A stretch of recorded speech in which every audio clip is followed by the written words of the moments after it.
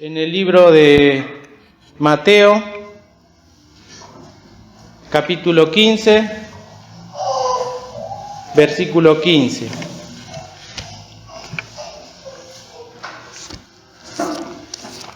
Mateo, capítulo 15, versículo 15,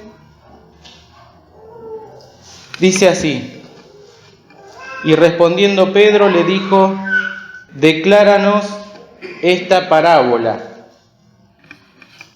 Bueno, la parábola que venía enseñando el Señor es sobre que todo lo que sale del corazón del hombre, ¿sí?, es lo que contamina al hombre, lo que sale por la boca, lo que hablamos, porque de allí salen los malos pensamientos, muertes, adulterios, fornicaciones, hurtos, falsos testimonios, blasfemias. Y el Señor le tiene que declarar a Pedro esta interrogante, esta duda que tenía, y explicarle: ¿aún también vosotros sois sin entendimiento? El Señor le explica que no es lo que entra por la boca, lo que comemos, lo que ingerimos, lo que contamina al hombre. La vez pasada estaba pensando, ¿no?, que sí, hay muchas cosas hoy en día que son tan tóxicas, tan dañosas, la comida chatarra, que ya tenemos que tener hasta cuidado siempre de eso, y sí que contamina el organismo. Pero en este sentido, el Señor quiere mostrar lo espiritual, la enseñanza que quiere dar, para que podamos llegar a nosotros ver nuestra condición, que todos, y cuando decimos todos hablamos de absolutamente todos, tenemos este corazón que es engañoso y que es perverso. Y a no ser por la obra del Señor Jesucristo en la cruz del Calvario, nunca podría ser regenerado. Necesita el corazón de todo hombre que viene a este mundo encontrarse con la palabra del Señor y ser regenerado. De lo contrario, se ha de proseguir con esta fuente de la cual emanan todas estas cosas. Y el Señor le explica a Pedro, decláranos, le dice Pedro, y el Señor le explica: todo lo que sale del corazón del hombre, eso contamina al hombre. ¿Y cómo lo contamina? ¿Lo ha de manchar? Como cuando saludamos a un mecánico no, por el oído. Cuando el hombre pronuncia palabras, ingresan a nuestro oído, que pueden ser cualquier tipo de palabras, malos pensamientos, y se siembra la duda. Eso contamina al hombre, lo hace apartar de Dios y hace que su alma y su corazón y su espíritu estén contaminados. Quizás alguno pueda pensar en alguien que cada 10 palabras, 8 dice malas palabras, o doble sentido, y muchas cosas podemos decir, que nos quedan por ahí. Después que se va esa persona, tenemos esa capacidad de retener muchas veces lo malo, y nos quedan, y contaminan, porque dice que la lengua es un mal que inflama la rueda de la creación.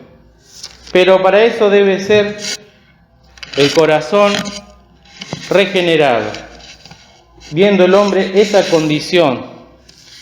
Y si buscamos acá, dando vuelta un par de páginas para atrás, tenemos en el capítulo 12, 35, el hombre bueno del buen tesoro del corazón saca buenas cosas. Este hombre bueno que está diciendo acá el Señor es aquel que experimentó el nuevo nacimiento, que se arrepintió de sus pecados, que no los quiere cometer más, que da frutos dignos de arrepentimiento y deposita su fe en Jesús.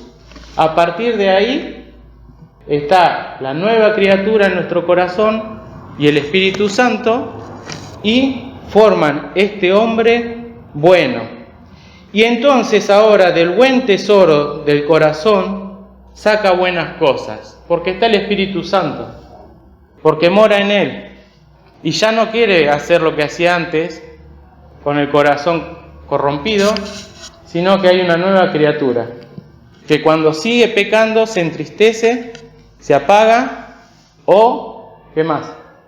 Se pone en contra, habíamos escuchado la vez pasada, y también se puede llegar hasta apagar, ¿no? El Espíritu Santo.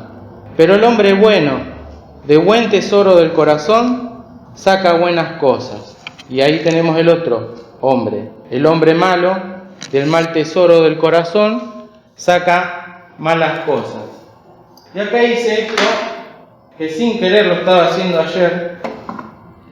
Y cuando lo estaba haciendo decía, no, por favor, no. Pero bueno, me ganó la necesidad de hacerlo para que podamos ir viendo esto que es escalonado. Y esta es la primera de las... Ahora lo voy a subir, para que no ven, La primera de las preguntas, ¿sí? Que tienen que ir en la experiencia. Saber nuestra condición. Y Pedro se la planteó. Vamos a ir viendo cómo el estudio del hermano Marino nos va a ir haciendo una escalera de elevación que debe comenzar por esto. Cuando el Señor nos declara, Señor, decláranos, ahí nos explica nuestra condición. Vamos a poner un brochecito acá. Ahí. Sí. Decláranos, nos tienes que explicar, como le explicó a Pedro. Como le explicó a Pedro. La segunda que vamos a tener ahora, en segundo lugar, es otra pregunta, pero esta vez el Señor se la hace, porque todo el diálogo que tiene el Señor con Pedro es un diálogo siempre fructífero, ¿no? No es que se sentaban para, como podemos hacer nosotros, mate por medio y nos reímos y chusmeamos o hablamos o cualquier cosa, ¿no? Eran diálogos fructíferos, o eran para edificación, para que queden en el corazón de Pedro. Lo segundo, lo tenemos acá dando vuelta a la página, en Mateo 17:25. Otra lección.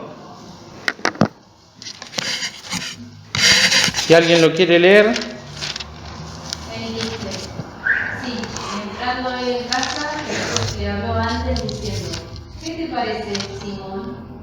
Los reyes de la tierra, ¿de quién cobran los tributos o el censo? ¿De sus hijos o de los extraños? Muy bien, acá el Señor le dice en el 25, ¿qué te parece, Simón? Y ya olvidémonos un momentito de la condición humana, de lo que estuvimos hablando. Se presentan unos soldados, piden al Señor y a Pedro que paguen las 2 dracmas que debían pagar todos los religiosos. Yo pensaba que era lo que el Señor contestó, dad al César lo que es del César, ¿no? Y lo que es de Dios a Dios, en ese contexto. Pero después viendo, no, los religiosos tenían que pagar 1 dracma. Y estos soldados o estas personas que se llegan acá a cobrar, le preguntan, ¿vuestro maestro paga? Y Pedro le dice, sí. Y entrando él en casa, entró Pedro en la casa donde estaba Jesús y Jesús le hace la pregunta, ¿qué te parece, Simón? Los reyes de la tierra, ¿de quién cobran los tributos o el censo? ¿De sus hijos o de los extraños? Ya el Señor sabía todo. Y Pedro le dice, de los extraños. Jesús le dijo, luego los hijos son francos.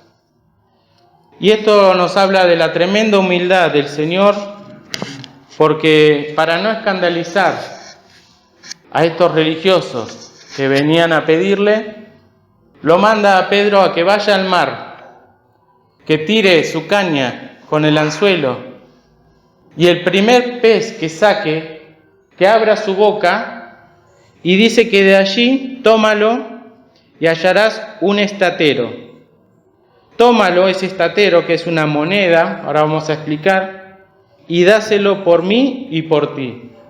Y el Señor ahí, en plena humildad, siendo el dueño del mundo, dueño del templo, y todo lo que se merecía, a tal grado de humildad que no tenía para dar eso. Una dracma es lo semejante a un denario, ¿no? El jornal de un día de una persona. Para que expliquemos. Estaba la moneda romana, estaba la moneda griega, y este estatero era una moneda de oro de mucho valor que se utilizaba mucho para comerciar y acuñar en aquel entonces. Ahora me imagino yo este milagro que el Señor utiliza, cómo entró la moneda dentro de ese pez. Me imaginaba alguna embarcación y alguna pelea de piratas o que se hundió alguna nave, se abre un cofre y las monedas cayendo, estas doradas, y los peces que tienen apetito por las cosas que se mueven, y dorado habrá ido y comer, se devoró ese estatero, ¿no? Y quedó ahí. Cuando íbamos a pescar siempre nos enseñó el pastor que ¿querés ver qué come este pez? Bueno, habría que abrirle el estómago y ahí se veía todo. Y había cosas que uno ni se imaginaba, nylon, papelitos, cosas que tenían en el estómago. Ahora el estatero estaba en la boca de este pez. Pedro es mandado a pescarlo, abre la boca y está, y dalo por mí y por ti. Como el Señor conoce todo y provee, ¿no? Y la obediencia de Pedro. Muchas lecciones hay aquí. ¿Ya pusimos el segundo papelito? No. Vamos a ponerlo acá. Y la humildad del Señor, queridos, de decir que esto convenía para no escandalizar. ¿Cuánto podemos hablar nosotros con tanta gente, no?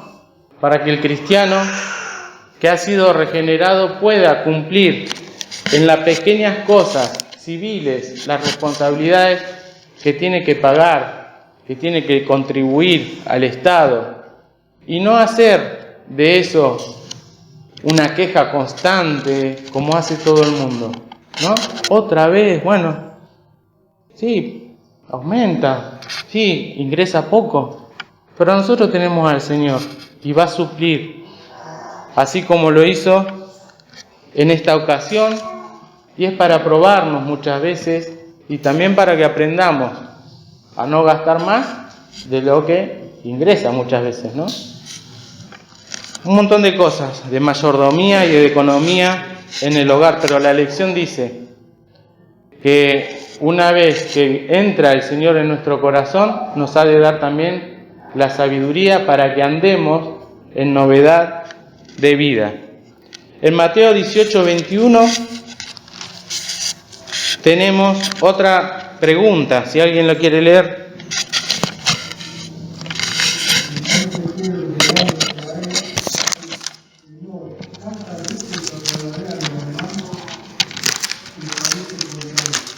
Muy bien. Que pecare contra mí. Y esto nos habla del perdón, ¿no? ¿Cuántas veces perdonaré a mi hermano, el que está próximo, que me hiciera alguna ofensa, que pecare contra mí? ¿Hasta 7? Jesús le dice, no te digo hasta 7, más aún hasta 70 veces 7.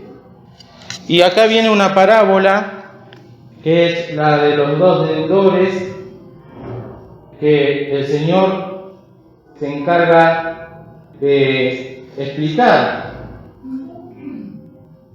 Un hombre que le debía a un rey muchísimo dinero, una suma incalculable que no podría pagar en toda su vida, y este hombre, pidiendo clemencia, es perdonado.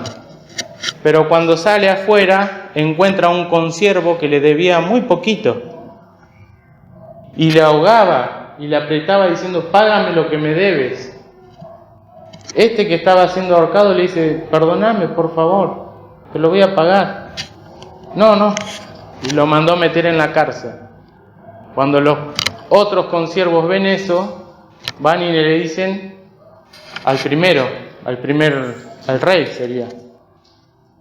Y entonces ahí, ¿no te convenía perdonar como yo te perdoné a ti la deuda? Y esto nos habla del amor del Señor, porque Dios nos perdona a nosotros y todos los días siempre estamos pidiendo perdón por nuestros pecados, ¿no? Que lo hagamos de forma consciente y profunda, eso está en cada uno. Lamentablemente muchas veces lo hacemos superficial, porque nos damos vuelta y seguimos pecando, o seguimos pensando, o seguimos quejándonos, y seguimos como si nada hubiese pasado.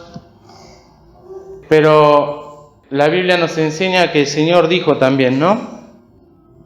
Si no perdonamos a los hombres sus ofensas, tampoco vuestro Padre que está en los cielos nos perdonará nuestras ofensas a nosotros. Es algo muy difícil. Es más fácil ir y pagar un impuesto. Es más fácil sacar plata del bolsillo. ¿Cuánto hay que pagar esto? Bueno, pero el perdón, si no lo obra el Espíritu Santo en el corazón, jamás se ha de conceder. Pero es una obra que debe hacer el Espíritu en nuestros corazones si es que hemos sido regenerados, para dejar la pasada manera de vivir y empezar a andar en novedad de vida. Debe ser un progreso esto de la vida cristiana, y recordemos que el Señor nos dejó ejemplo para que sigamos sus pisadas, Cuando vemos en el mar las huellas, o en cualquier lugar donde se caminó, las pisadas del Señor están en la palabra de Dios. Y Él nos dejó ejemplo, y aún con respecto al perdón, porque si leemos en Lucas 23:34, otro que no haya leído, podemos leer que dice, Lucas 23:34,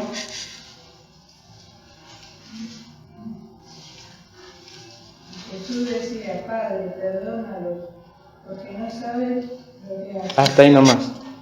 El Señor en la cruz misma, orando por todos aquellos que bien sabemos todo lo que le hicieron. ¿Sí? Lo abofetearon, arrancaron las barbas, le escupieron, partieron sus vestidos o repartieron sus vestidos.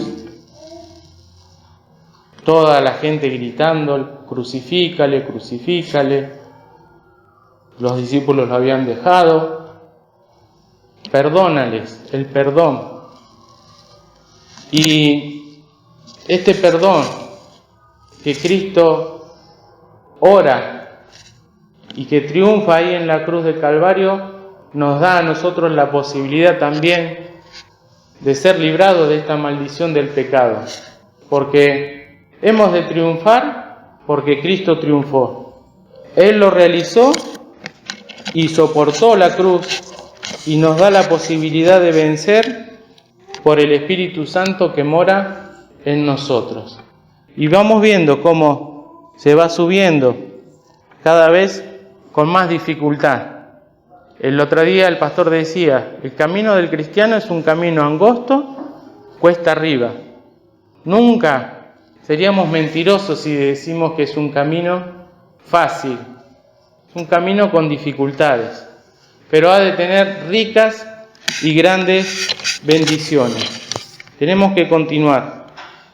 En Mateo 19:27, otro aspecto, otra pregunta, otra conversación salteada que vamos a ir analizando como nos enseña el libreto y que nos hace tanto bien. ¿Qué dice Mateo 19:27? Entonces respondiendo Pedro le dijo, he aquí nosotros hemos dejado todo, hemos seguido. ¿Qué pues tendremos? Acá está. Hemos dejado todo. Esto luego de ir progresando, nos tiene que elevar sobre lo material. La capacidad de ser desarraigado o comunicar con facilidad es algo que nos ha de costar mucho, porque amamos las cosas que están en este mundo, y aún el Señor a veces pide las cosas lícitas, las cosas, siempre y cuando esas cosas no entorpezcan lo que el Señor quiere hacer con nosotros. Y ahí tenemos un gran combate, una gran lucha. Pedro había dicho ya al principio, hemos dejado todo. Y ahora lo vuelve a decir. Y esta parábola que está en este contexto es la del joven rico, que sabía todo de memoria, sabía la ley. Todo esto guardé desde mi juventud. ¿Qué más me falta para poseer la vida eterna? Y el Señor le dice, anda, vende todo lo que tienes y dalo a los pobres, y tendrás tesoro en el cielo. Y ven y sígueme. Y oyendo el mancebo esta palabra, se fue triste, porque tenías muchas posesiones, ¿no? Quizás acá nadie tenga muchas posesiones, pero es todo aquello que ocupa el lugar en el corazón y que no queremos ceder, no queremos entregar. Entonces vamos a quedar quizás truncos ahí en esa experiencia. Los broches en realidad estaban acá para ir subiendo hasta arriba y que así se nos vayan pasando los años, comprendiendo. Decláranos, enséñanos, lo entendemos. Después, ¿qué parece, Simón, con los deberes que debemos cumplir cotidianos, los más pequeños? ¿Cuántas veces perdonar? Un poco más difícil, mucho más difícil. Hemos dejado todo y sabemos que el que busca primeramente el reino de Dios, porque es el Señor el que lo llama, todas las demás cosas van a venir ¿cómo? Por añadidura. El Señor va a otorgar los deseos de nuestro corazón, pero si primero le buscamos a Él. Y si el Señor nos da entendimiento, nos va a mostrar que aquello que tanto queríamos nos iba a llevar a nuestra propia destrucción y ruina. ¿Sí? Aquello que perseguíamos, que anhelábamos, o todo lo que el mundo quiere y desea, cuando venimos a la casa del Señor, vemos las cosas desde otra óptica y desde otro panorama, un poco más elevado. Y el privilegio, entonces, de poder comprender, habiendo entendido que uno cuando recibe a Cristo en el corazón forma parte de los redimidos. ¿De redimidos de qué? Del infierno y de la muerte. Y forma parte de una iglesia. Y empieza a gozar de los privilegios espirituales, que realmente son los que nutren, los que llenan el corazón y todo el vacío que pueda tener una persona. Y si somos capaces de entender eso, también podemos ser capaces de dejar todo lo que impide un verdadero y completo servicio al Señor. Este cosito que está acá es para que los pacientes trabajen el hombro, porque alguno puede tener una fractura o puede tener una parálisis por algún nervio que se lesionó, o puede tener artrosis o limitación. Mirá, llego hasta acá, te dicen, ¿no? Entonces uno le da esto y compara primero con la derecha. Mirá, llego hasta arriba. Y la izquierda, a ver, no, llego hasta el medio. Entonces el paciente va comparando, ¿no? A las otras sesiones o con mucha rehabilitación va llegando hasta igualar el nivel de ambos hombros.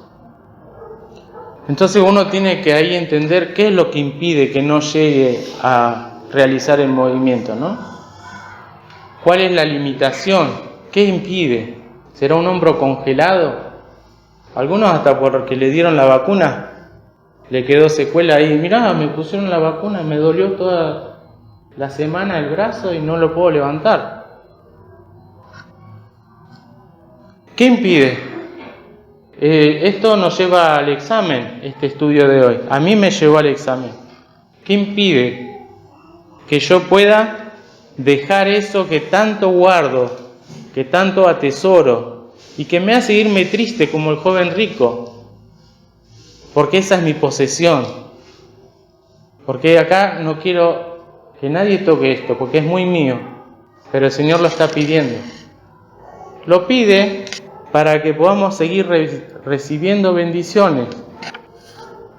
El que no lo entiende así es porque está mirando las cosas, que es fanático. Mirá, todo el tiempo hay que ir a la iglesia, todo el tiempo esto, todo el tiempo lo otro. Abrí un poco la cabeza. Ustedes viven adentro de un termo, llegué a escuchar que dijeron. No, pero es porque tenemos riquezas espirituales. Y el camino cristiano tiene que proseguir. La quinta pregunta es un acontecimiento que pasó en Marcos 11:21. Vamos a buscarlo.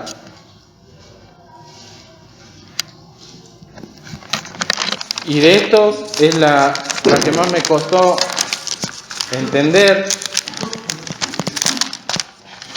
11:21 nos dice: entonces Pedro, acordándose, dice: Maestro, he aquí la higuera que maldijiste se ha secado.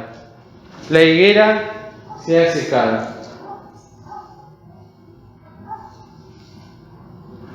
Bien, ¿qué quiere decir esto de que la higuera se ha secado y qué había pasado? El Señor iba caminando, ve una higuera que tenía muchas hojas y se acerca a buscar fruto en ella y no lo halla. Algunos la sabrán, por eso será refrescarlo, y para otro capaz que es nuevo y lo contamos. Y no hallando fruto en ella, dice que la maldice a la higuera. Al otro día pasa esto. Pedro, acordándose de lo que pasó el día anterior, dice: Maestro, he aquí la higuera que maldijiste se ha secado. Y no es porque el Señor quiera maldecir por maldecir. Él quería enseñar una profunda lección que ellos no comprendieron de primera. Nosotros lo entendemos porque podemos buscar los textos. La higuera simboliza ¿a quién? Al pueblo de Israel. Siempre con mucha hoja, siempre con, ¿cómo se dice? Copa o aparentando, pero sin fruto. Y el Señor tiene que maldecir esta planta porque nunca encontró una recepción. A los suyos vino y los suyos no le recibieron. Sin embargo, es el país más religioso, se puede decir, que hay. Y ahora, si bien está siendo bombardeado ahí, los de Israel están bombardeando la franja de Gaza nuevamente, y siempre están con esos rumores de guerra, y esta nación que tendría que haber recibido todas las cosas, sin embargo, es maldita. Pero aparte de eso, el Señor quiere enseñar la lección de la oración y de la fe. Por eso el versículo 22 dice: respondiendo Jesús le dice: tened fe en Dios, porque de cierto os digo que cualquiera que dijere a este monte, quítate y échate en la mar, y no dudare en su corazón, mas creyere que será hecho lo que dice, lo que dijere será hecho. Es la oración del cristiano, que ahora ha logrado, con la ayuda del Señor, victorias anteriores, y consta con esta arma preciosa de la oración. Entonces vemos cómo el Señor les quiere enseñar eso, no maldecir por maldecir, pero sí orar. Y el apóstol Pablo decía también, ¿no?, que amonesto ante todas cosas que se hagan peticiones, rogativas, hacimiento de gracia por todos los hombres. ¿Qué trabajo? Luego de ir superando esto, la vida de fe y de oración. Porque el Señor lo dijo acá, ¿no? Si uno en su corazón no dudare y creyere, lo que pidiere le será hecho. Vamos subiendo en la experiencia. Y ahora este corazón, que en el principio estaba así de contaminado, corrompido, puede orar a Dios y puede hacer maravillas. No maravillas como las que hizo Moisés, que abrió el mar en dos, ni tampoco como la del Señor que multiplicó los panes. Otro tipo de maravillas, que son internas, que son cuando obra el Espíritu Santo trabajando en el corazón. Y en hechos prácticos, bien prácticos, de la vida cotidiana. Cada uno que lo pueda ir pensando para que veamos cómo la experiencia que el Señor nos quiere llevar. Son todos diálogos, vuelvo a repetir, entre el Señor y Pedro y el Señor, que no los vamos a volver a estudiar y son acomodados para que tengamos una enseñanza. Marcos 13, vamos a dar vuelta a la página. Otra pregunta. Y el versículo 4 nos dice, ahí me gustó en el versículo 3 que dice, y sentándose en el monte de las olivas delante del templo, le preguntaron aparte Pedro, Jacobo y Juan, ¿y a quién agrega ahí?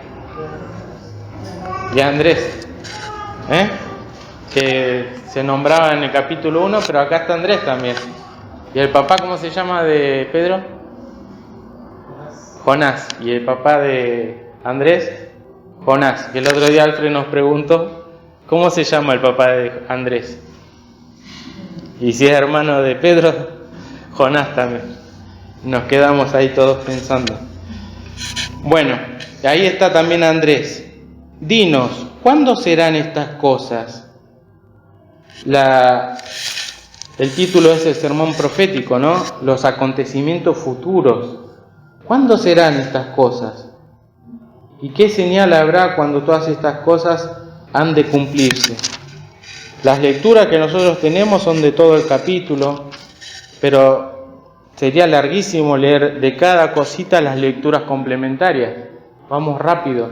Calculando tenía entre 6 minutos y 7 por cada pregunta para llegar a 45, 49 minutos.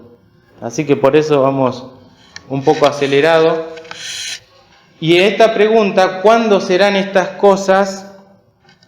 Ya el cristiano que ha avanzado tiene urgencia. ¿Qué es algo urgente? ¿Qué es algo rápido? Sí, no hay lugar ¿a qué? Esperá que me peino, esperá que me visto, que me pongo la chancleta, o esperá que no me vean así. El cristiano, cuando ha llegado a estos puntos y pregunta ¿cuándo serán estas cosas?, se prepara para la segunda venida de Cristo, que prometió volver.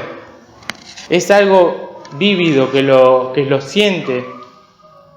Y si nosotros estamos en los peldaños más abajo, yo no pienso todos los días en la venida de Cristo. Para mí no es una realidad. La hermana Siria decía, ¿no?, cuando salía a su balcón, una misionera, salía a su balcón y veía las nubes y decía, ¿en qué nube, Señor? ¿En qué nube vas a volver? a buscarnos.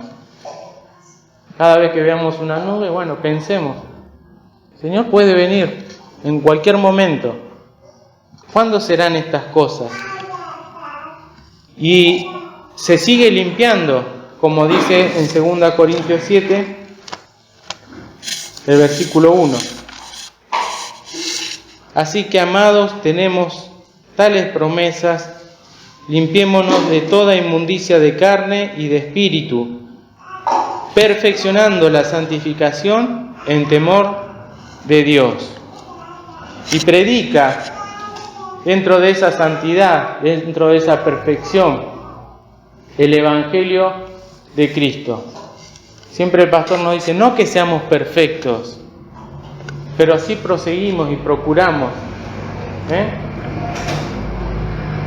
reponernos, levantarnos, volver a poner la mirada en el Señor, y nos limpiamos con la palabra que nos hace bien, un testimonio, un himno.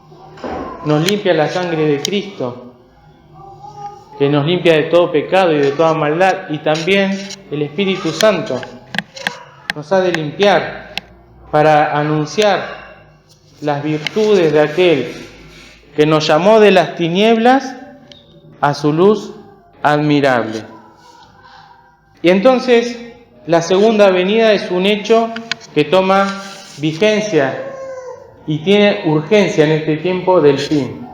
Y sabe el cristiano que le queda poco tiempo, ¿sí? Porque hemos como estado dormidos y ahora mira, ¿y cuánto tiempo de vida me queda? ¿Cuánto tiempo más estaré sobre este mundo? Y no hice nada. Cuando cantamos el himno, ¿he de ir sin ningún fruto? ¿No le llevo ningún presente o trofeo al Señor de la gracia? Y por ahí podemos estar en ese letargo décadas.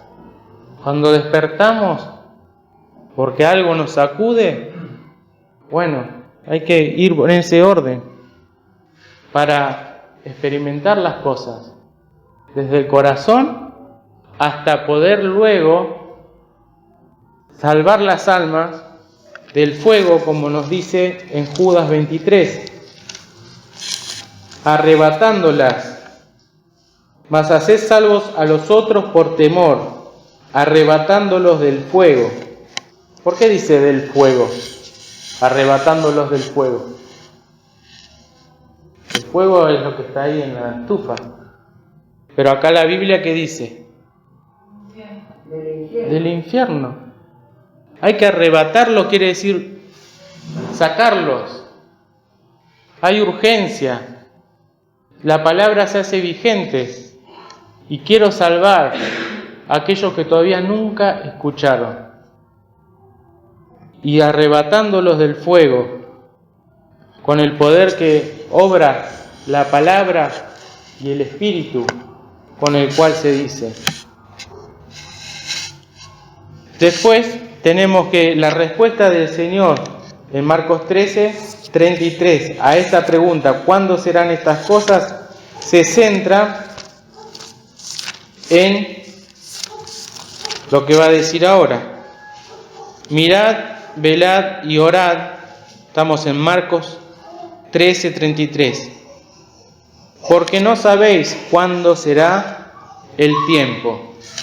Por eso siempre tenemos que estar como expectantes a la venida del Señor. Y debemos velar. Primero mirando lo que nos rodea, mirando lo que nos pasa adentro, mirando cuánto terreno ganó el enemigo, mirando lo que me dañó, lo que me hizo, mirando lo que le está haciendo a los demás, mirando cómo estoy criando a mi hijo, a mi hija, mirando a todo lo que me rodea y que amo, mirarme a mí. Y después dice, velad y orad, para que podamos estar en pie cuando el Señor nos venga a buscar. Porque no sabemos cuándo será el tiempo que el Señor venga. Y lo último, queridos, todas estas experiencias anteriores para llegar a experimentar la vigencia de la pronta venida. De lo contrario, nos absorberán las cosas de aquí abajo y perderemos las coronas que nos están reservadas en los cielos. Esta palabra me llamó mucho la atención, ¿no? De lo contrario, nos absorberán las cosas de aquí abajo. Absorber, está las toallitas, los rollos de cocina, hacen propaganda, ¿no? Tiran, chupan, las esponjas. Y las cosas de acá abajo quieren absorbernos, robarnos las bendiciones, truncar nuestra vida cristiana. Y todo esto yo debo decir que ayer estaba totalmente consternado por todo esto. Qué fuerte, lo había leído, pero ayer me tocó muchísimo el corazón. ¿Qué cosas absorben, me quitan la fuerza? ¿Y cuántas cosas me estoy perdiendo? La última pregunta está en Lucas. Ahora vamos al libro de Lucas. Ya leímos Mateo, Marcos y ahora viene Lucas 12:41. Elena, ¿lo puedes leer, por favor? Lucas 12:41.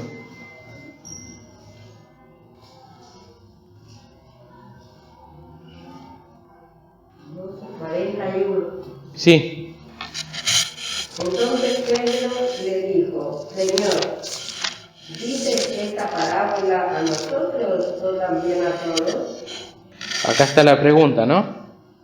Porque Pedro pensaba, esto es para los demás. Y si como él tenía esa duda, le dice, ¿es para ellos o es también para nosotros? Es para todos nosotros, es para mí, en primer lugar, para que pueda de esta forma analizar mi experiencia, ¿no? Siempre que predicamos, oímos y leemos la palabra de Dios, siempre pensamos que es para los demás. Es un engaño interno. Qué suerte que vino para que escuche esto, porque justo le pega ahí. Es lo que necesita él. Qué suerte que vino, que hace mucho que no viene, así escucha. Y ese es el engaño que tenemos. La palabra es para el otro. Señor, ¿dices esta parábola a nosotros? Sí, Pedro, vamos a decir, es para ustedes también. Por el conocimiento que has logrado en la vida cristiana, tienes que aprender a vivir así. ¿Dices esta parábola para nosotros? En lo personal. Y el otro día terminamos el corito, ¿no? He decidido seguir a Cristo. Cantamos todas las estrofas. Pero en realidad estamos diciendo que siga el otro a Cristo. Si lo hacemos en el contexto que estamos diciendo. La clara respuesta de Jesucristo está en el versículo 43. Bienaventurado aquel siervo o aquella sierva, al cual cuando el Señor viniere, hallare haciendo así. La promesa, cuando venga el Señor a sus siervos, a sus siervas, sus siervitos que le sirven, van a ser bienaventurados, porque le va a estar hallando en este proceso, en este desarrollo cristiano. No lo vamos a obtener de la noche a la mañana. La senda de los justos es como la luz de la aurora, que va en aumento hasta que el día es perfecto. Pero procuremos analizar a la luz de estas etapas del desarrollo cristiano, nuestra experiencia, y verificar dónde estamos, dónde estoy, en qué etapa. Y si estoy en una etapa, estoy mirando, velando y orando. Y si estoy truncado, dice la lección, procurar solucionar los problemas. Procurar solucionarlos. Porque los años corren. Porque el engaño del mundo nos absorbe. Si no tomamos determinaciones, vamos a ser absorbidos. Mientras que estamos esperando, no va a venir nadie con una varita mágica a darnos un superpoder y a partir de ahora todo queda atrás, yo sigo adelante y nadie me detiene. No es así.